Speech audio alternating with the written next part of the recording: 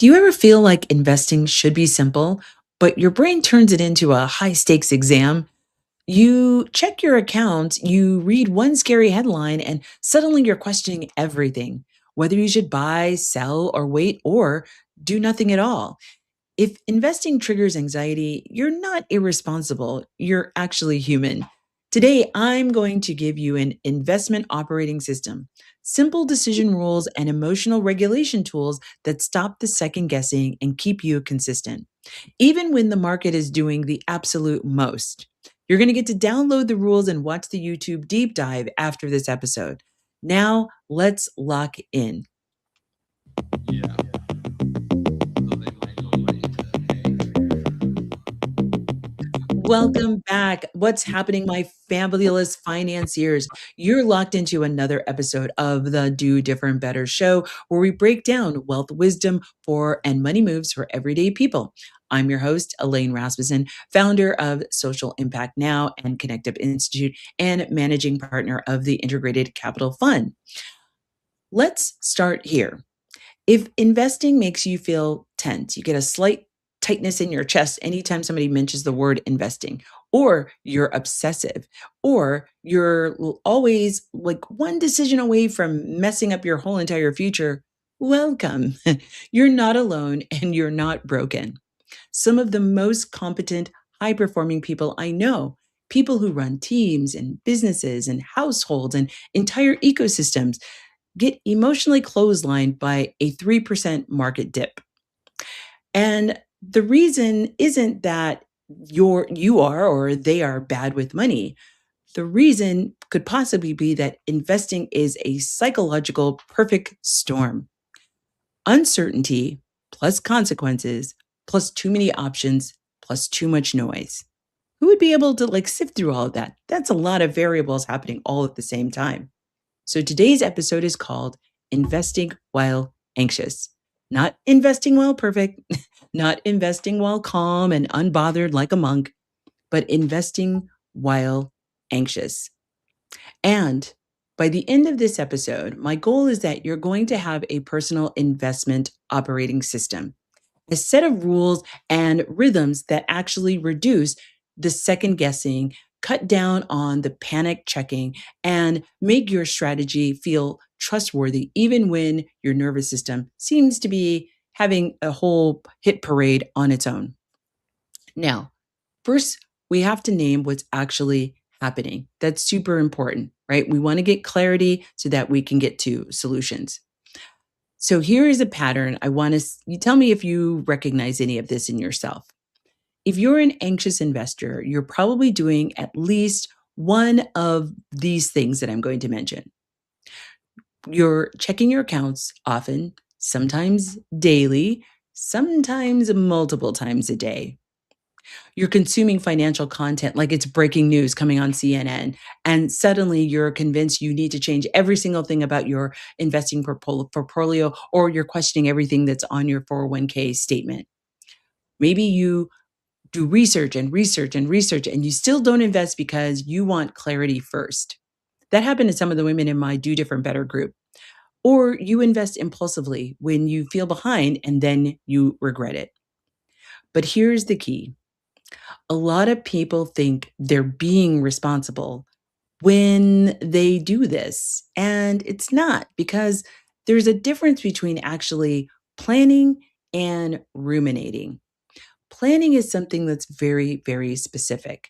It's time bound and it ends in a decision. Something happens, an action is taken, some movement is made to create some forward motion. Rumination is repetitive, it's very emotionally loaded, and it ends in more thinking, not more doing. If you've been thinking about the same investing question for weeks, maybe months, and you haven't taken a clear action, one step, you might not be planning. You actually might be looping. You might want to check out my episode on that. And here's why investing triggers loops so easily.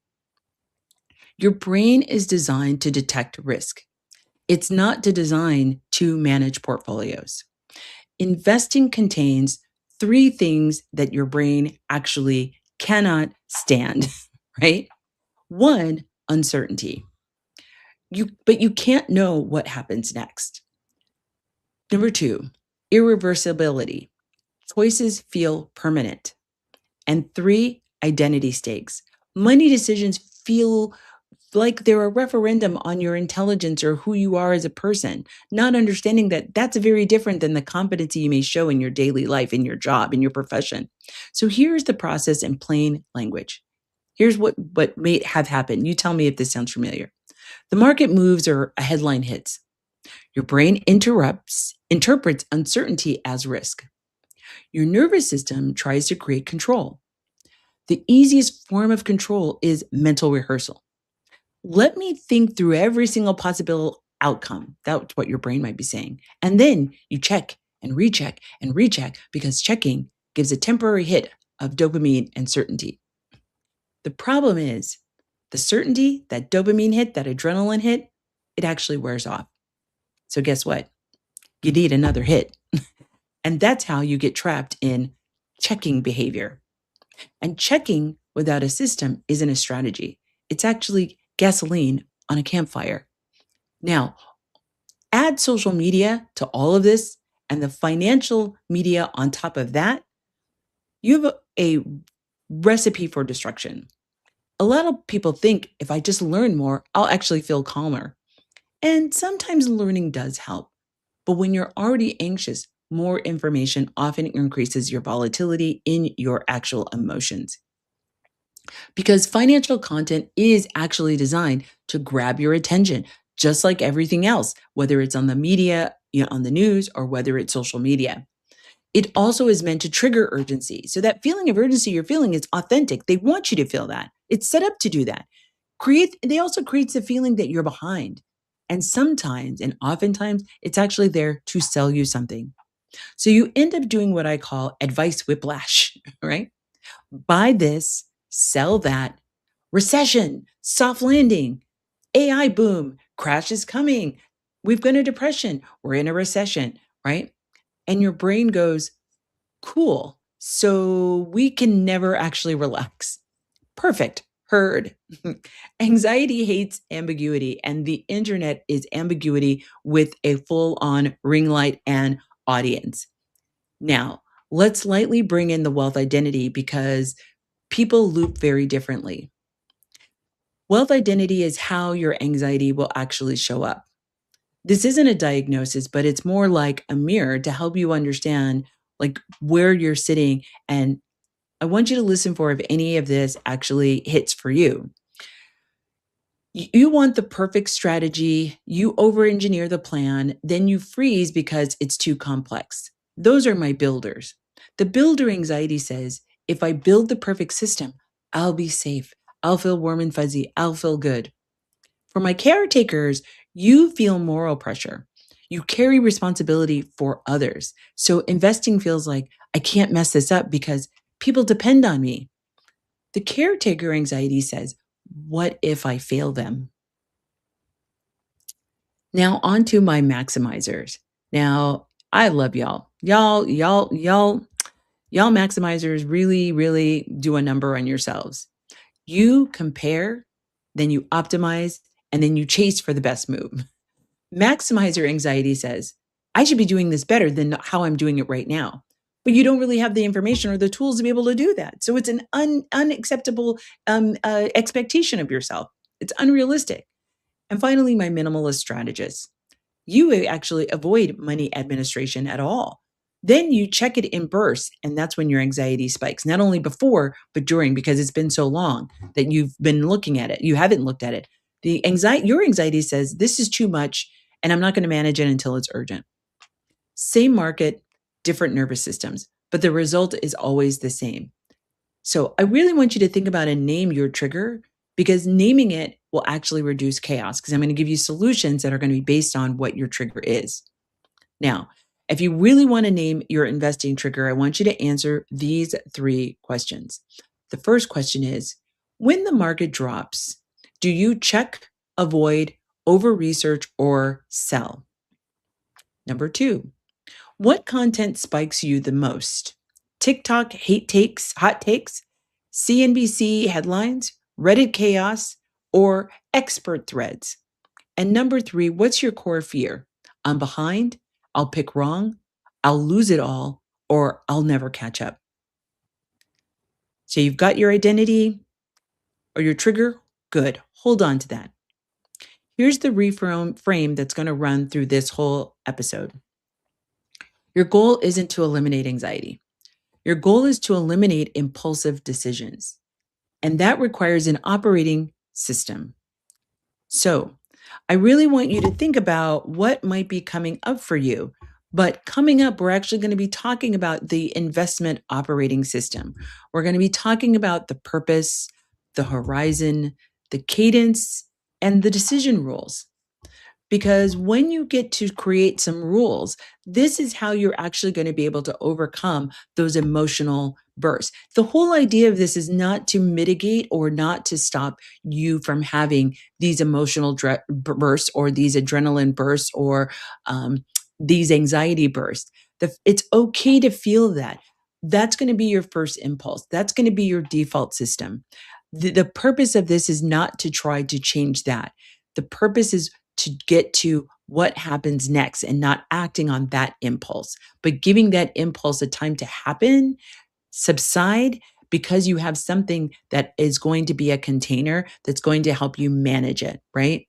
Because again, we're always going to default to our baser instinct, right? And if you are an anxious person just by nature, if you're a caretaker by nature, if you're a maximizer by nature, you can work on changing that. That's fine. But that's not my goal here. My goal is let's identify actually where you are and what it means and what's triggering you and how you're being triggered so that we can actually map solutions that match that. Now, after that, if you want to work on changing your identity and how you cope with things, that's great. But that's a whole different thing than what we're trying to do here. I just want you to recognize that we're not trying to change who you are. We're just trying to recognize what are the triggers that you're dealing with and what might be the optimal way for you to counterbalance that, right? So I always think about this as first thought, second thought. Your first thought is the spike in adrenaline, the spike in anxiety, the spike in energy, the heart beating fast. But what's thought number two? Thought number two is,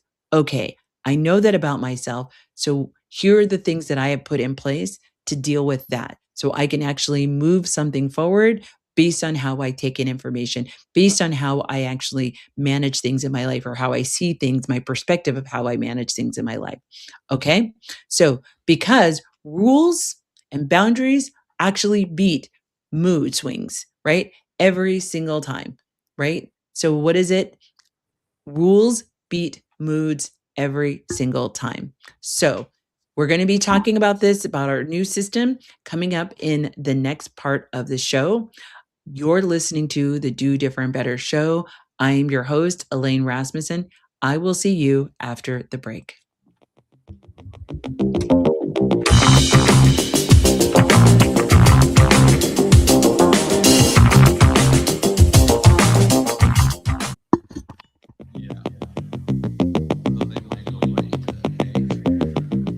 Welcome back to the Do Different Better show. I'm your host, Elaine Rasmussen, and we are talking about investing while anxious. And in the first segment, we talked about like what is actually happening and why you might be anxious. So now I'm going to be outlining for you an investment operating system for that you can use, and it's going to be simple as always that you can start to get on your journey, right? So your investment operating system needs rules, right? If you ever said, I know what I should do, but I don't do it, you don't have necessarily an information problem. You have a process problem. So we're now going to be talking about process. I'm going to be giving you a framework called your investment operating system or your iOS. And no, not the Apple one. Okay. Although, if Apple wants to sponsor the show, I'm emotionally available for that. I would love to see that happen. But this is your iOS, which is your personal system to reduce second guessing, right? We're going to end the second guessing right away because we also know with second guessing, it costs you time, right? And then you don't make a decision and then you miss out on opportunities. So here's what it is. It has 5 parts, right? 5. 1, 2, 3, 4, 5. First is purpose. 2 is time horizon, 3 is allocation, a simple allocation, and 4 is cadence, and 5 is decision rules. All right. So, first, let's talk about purpose. What is the money actually for? Most anxiety comes from very vague goals. And we've talked about that, right? If you don't know what the money is for, every market move feels personal. So, how do we define purpose? Is this going to be money for retirement? Is it going to be a house down payment? Is it going to be a freedom fund? Is this for your kid's future? Is this for I want options fund, right? Meaning I can quit my job or some other kind of wonderful, amazing thing. I want to travel around the world, whatever the case may be is. If your purpose is long term, you can stop reacting to the short term noise because you're clear on like, this is what this money is for. Number 2, time horizon. The anxiety reducer nobody uses, unfortunately. Time horizon is how long until you need the money. And here's a simple rule. If it's under 3 years, this isn't investing money. This is protect the principal money, right? If it's 3 to 10 years, you can take some moderate risk, take a balanced approach, some things that might be high risk, high return, and low return, low risk. And then 10 years or more. You can tolerate some volatility because time is actually going to do the heavy lifting.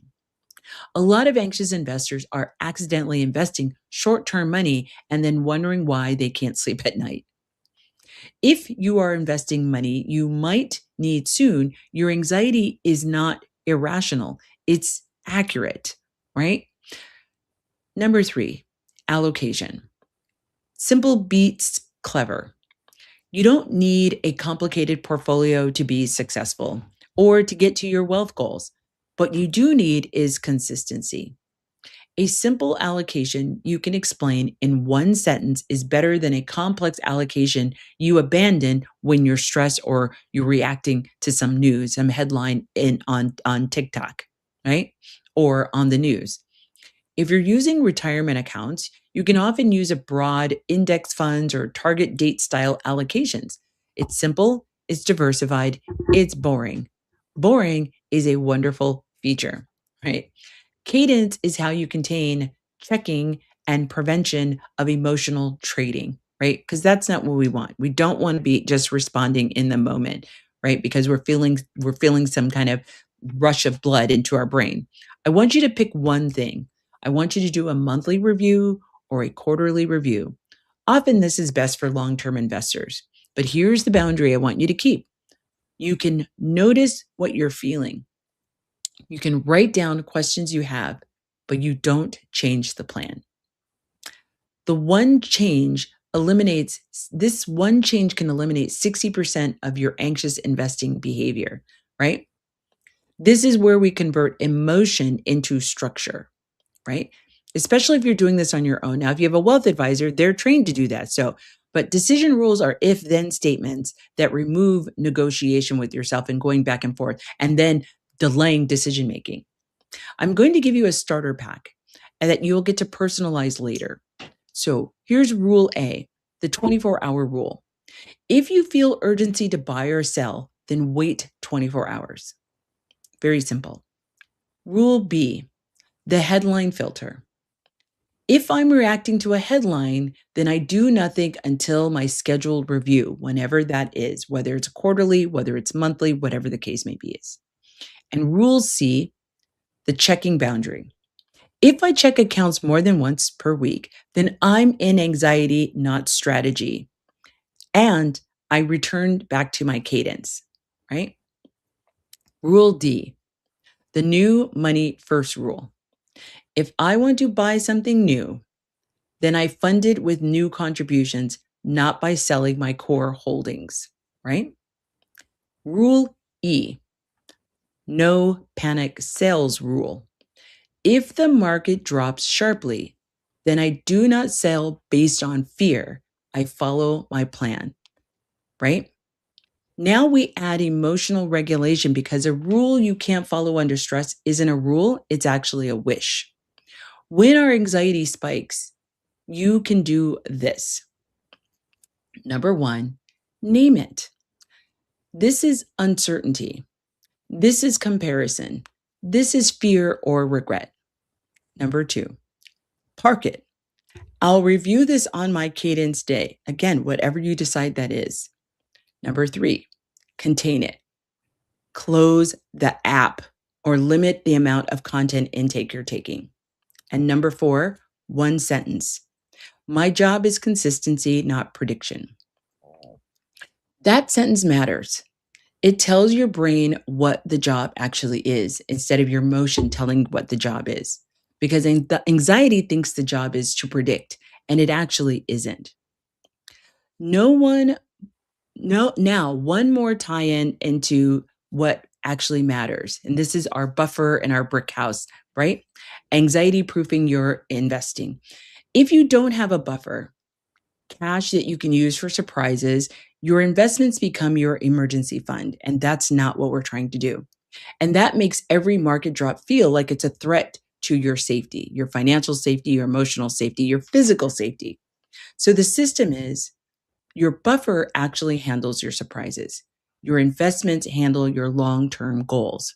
Those are two different things. And your brick house, which is your emergency fund, protects you from life's big punches.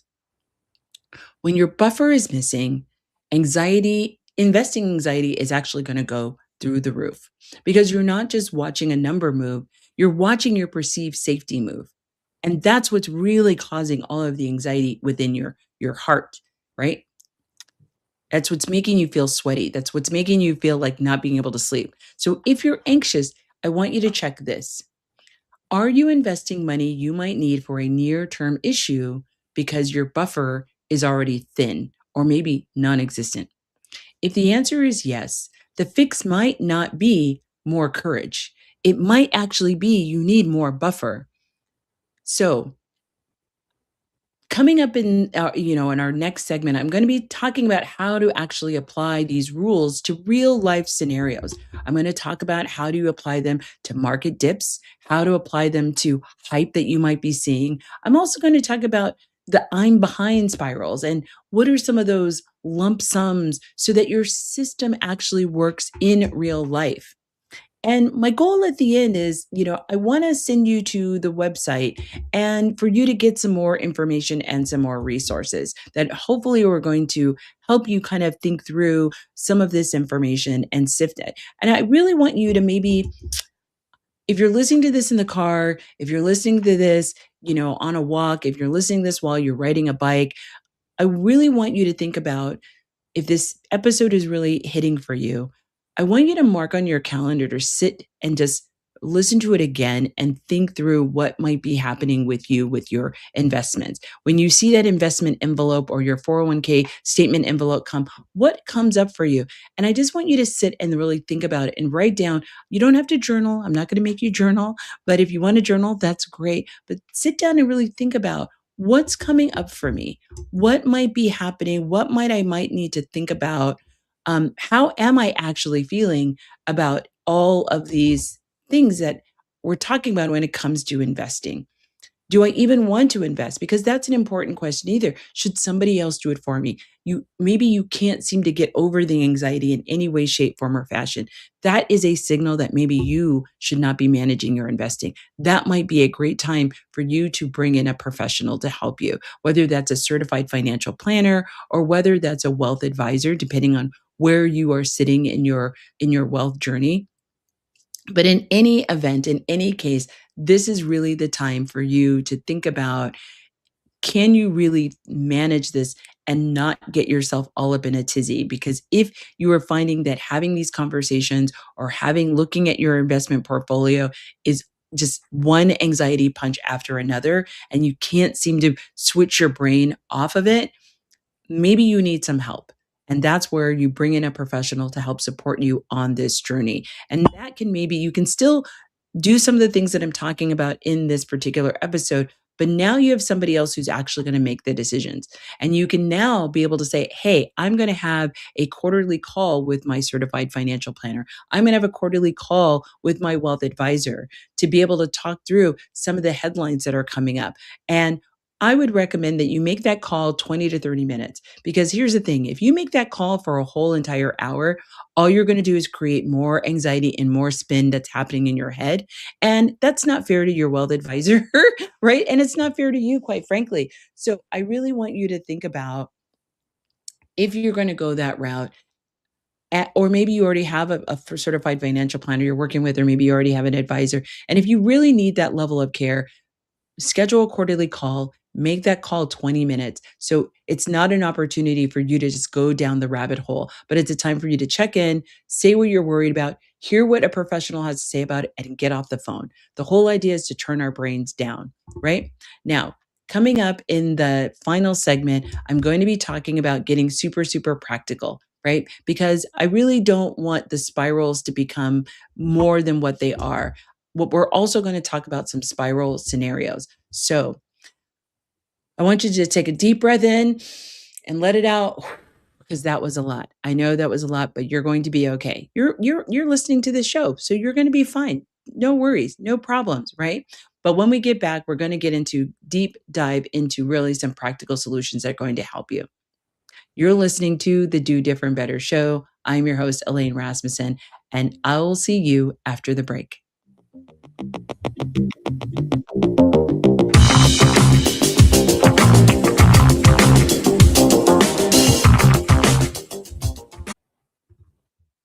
Yeah. So they might go ways to pay. Welcome back, my money moguls in training. You are listening to the Do Different Better show. I'm your host, Elaine Rasmussen. We have been talking about investing while anxious. In the beginning of the show, I talked about actually what is actually happening and naming what kind of anxiety you might be happening and where, as it relates to your wealth identity, where might you fall in the wealth identity and your anxiety around investing and how that actually shows up in how you think about investing and what might be happening when you hear different pieces of information. Then we kind of talked about what are maybe some rules that you can put in or triggers that you can put in. But we really haven't really dealt with some of the practical pieces of this. And so that's what we're going to get into now. I'm going to get super, super practical because people don't spiral in theory. They spiral in different scenarios. So we're going to talk about some scenarios and hopefully you will help you train to respond when your brain starts acting like the market is in this is a personal assault on your portfolio, right? So here's the rule that I'm going to ask you to like kind of apply when we're as you're listening to this. The goal is not to have no anxiety at all. That's not the goal. That's not realistic. So, for those of you, my type A's in particular, who think that this is going to be a one solved solution and your anxiety is going to go away, that's not the goal. And that's not what's going to happen. So, I don't want to promise you a thing, knowing that that's not going to be a thing, right? But the goal is to have zero impulsive decisions. Right? That you're not making decisions from an impulse. It is natural to have anxiety. It is that first heightened sense of like fight or flight, right? That's your fight or flight kicking in. But then what do we do next? What do we do with that, right? That we're not acting on that. We're actually taking a step back and zooming out a little bit. So here's scenario number one. The market drops 5 to 10%. We've actually been seeing quite a lot of that lately. This is actually normal volatility in the market. It's not an emergency. It is the price of admission. The market goes up and down by 5 and 10% all the time. You are just not aware. You're hypersensitive to it because you don't do it for a living. And that's fair, right? I'm not saying that that's not should be your expectation. You don't when you don't interact with a thing, some of those surprises are actually surprises to you. As opposed to if you were doing it every day or looking at the market every day over a long period of time, you would see and understand that it's natural. So, what we've got to do is we've got to put in a system that recognizes that that's natural volatility. So here's a rule that maybe you might want to implement. If the market drops 5 to 10%, then I do nothing outside of my cadence, right? I do not check more often. I do not research for 5 hours. Now, if you're a long term investor, your job is to continue your contributions, not to react. Okay. So I hope you're starting to see how this is going to play out for the next two scenarios. Scenario number two, the market drops 20% and the headlines scream recession. This is where anxious investors get trapped. It is the constant doom content scrolling, constant doom plus constant checking, always checking, checking. So here is your if then statement. If headlines spike me, then I reduce exposure. News windows only or two sources max. That's all that I'm going to do. If I feel panic, then I return to my plan, allocation plus cadence plus rules. And if your plan includes rebalancing, you do it on a schedule and not on adrenaline. Okay. Scenario number three.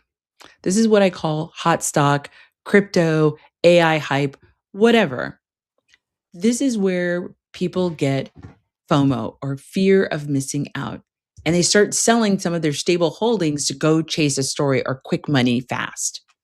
So here could be your if then statement.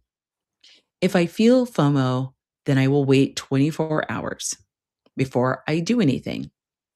If I still want it, I can allocate a small sandbox percentage of money that I can afford to lose without touching my core investments. Sandbox keeps curiosity from becoming sabotage and ruining your whole entire portfolio. And if you don't want a sandbox, great. Then your rule can be I don't invest in hype, period. Stop. Done. Scenario number four, you get a lump sum of money, a bonus, an inheritance, a tax refund. This is another place where anxiety and perfectionism can collide. You feel pressure to do something with that money and to do it right. And so you're so caught up in trying to do the right thing, you do absolutely nothing. Or you drop it all at once and then obsess daily about what you did with it and whether that was the right thing or the wrong thing. So here's your if then statement. If I receive a lump sum and I feel anxious, then I stage it. I'll invest X amount over these amount of weeks and these amount of months. Or I can use a preset plan, 50% now and 50% over 6 months, whatever you choose. Maybe you decide 50% I'm actually going to invest in making an improvement on my home or putting it into my buffer account. Or, and I'm going to take 50% and I'm going to put it into a 1 year CD, which is going to go into my brick house emergency fund. Whatever the case may be, these are just suggestions. I'm just trying to give you ideas of what you could possibly, how you can create these rules for yourself when you write them down. The point is that you decide the plan before the emotion takes over. Now it's not eliminate your emotion. That's not the goal, is that your emotion doesn't take over your decision making. That is the goal. Here's scenario number five, the I'm behind comparison spiral. This one is really, really common, especially in the day of social media. And it is super, super painful, right? You can see someone online claiming massive returns and you think, ugh, I'm failing. I'm failing miserably. I'm so far behind. Comparison triggers urgency and it's a false urgency, right? It is not real. But your brain thinks it's real because it doesn't, you've heard the placebo effect. Whether it's real or not, your brain thinks it's real and it makes decision and sends signals throughout your body as if it were real. Urgency triggers bad decisions, right? So here's an if then statement for you. If I fall behind, then I do not change strategy. I can change my contributions. That's the actual move, right? I can change the amount that I put in up or down, right? You can increase your investing rate by 1 to 2% or set a very specific monthly increase every month or for a term amount of months, 6 months. For 6 months, I'm going to increase by 1% or 5% or 10%, or I'm going to do 3% for the next 12 months, whatever you want. But the whole idea is that you now have a container and that container is consistency, and consistency beats drama. Scenario number 6, unexpected bill triggers. The car breaks. A kid needs a new something. There's a medical copay you didn't expect, or a home repair, or an insurance deductible because you got into a car accident because of the winter weather. And your brain says, should I sell my investments? Here's an if then statement for you. If an unexpected bill happens, then I will use my buffer first and not my investments. If my buffer is not enough, then I will use the next safest source of income or money or funds. I do not raid long term investments unless it is a true emergency, right? Maybe it's a long term medical crisis. This is why buffer exists, to protect your investing plan from the things that happen that we call life. Now, I want you to build your personal iOS out loud right now, 5 prompts. And so we're going to do this in 3 minutes, okay? So you're going to say it, you're going to write it, and you're going to put it in your notes app. Okay, I'm going to go slow for this one.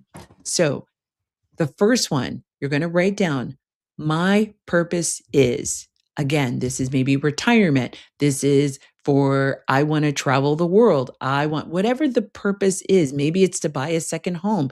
Maybe it is to pay for your kids' college tuition. Maybe it's to pay for your college tuition or some advanced degree or advanced certification, right? My purpose is, that's number 1.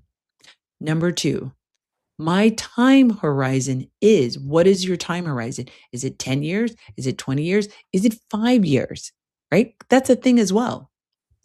Number 3, my simple allocation is, what is the allocation?